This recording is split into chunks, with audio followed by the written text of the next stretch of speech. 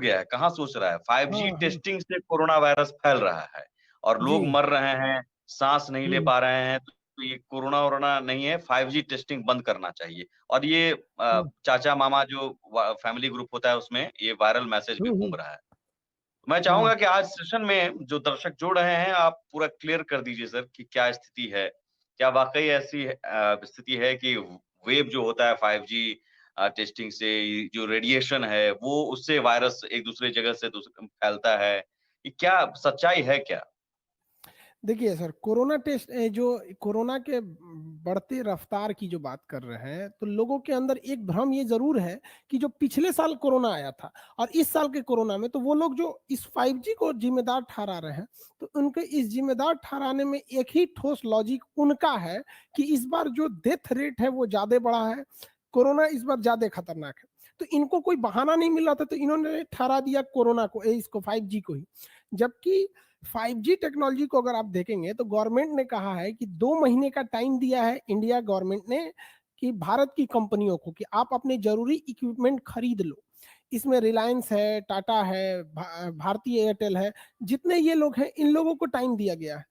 ये 2 महीने का टाइम दिया गया है, अभी टेस्टिंग भी चालू नहीं हुई है। इन्हें 2 महीने का टाइमिंग दिया गया है और कहा गया है कि अगले 4 महीने में आप लोग इसे टेस्टिंग कीजिएगा। इसमें चाइना की कंपनियों को इन्वॉल्व नहीं किया गया है।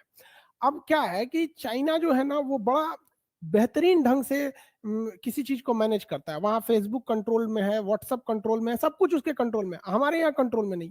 हमको जहाँ तक लगता है कि वो उन्हीं लोग का एक है कि भारत में एक नेगेटिविटी फैलाई जाए।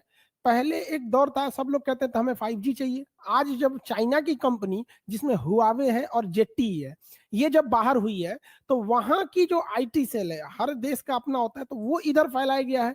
क्योंकि वो इंडिया की टेस्टिंग रोकना चाहते हैं।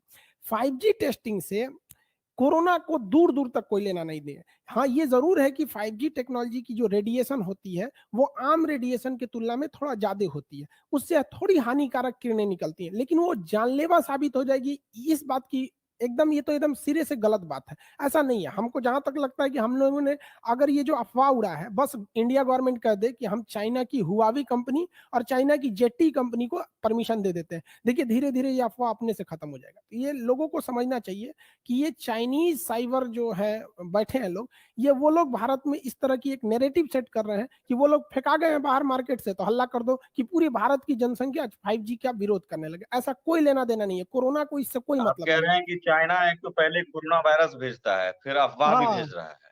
हाँ, अब अफ़वाह भी ये सर उसके पास बहुत बड़ा मनोवैज्ञानिक उसका दबाव आप खुद सोचिए, इससे पहले जब इंडिया गवर्नमेंट ने हुआवी कंपनी को अलाउ किया था, जब गलवान इंसिडेंस जून 2020 से पहले हुआ था, तो उस समय तक जेट्टी भारत में आई थी और हुआवे थी।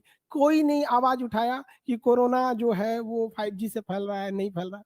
लेकिन जैसे चाइना बाहर हुआ, ये आवाज़ कैसे आने लगी? ये लोगों में ये भ्रम है, ऐसा नहीं है, इससे कोई लेना-देना नहीं है 5G से और कोरोना को।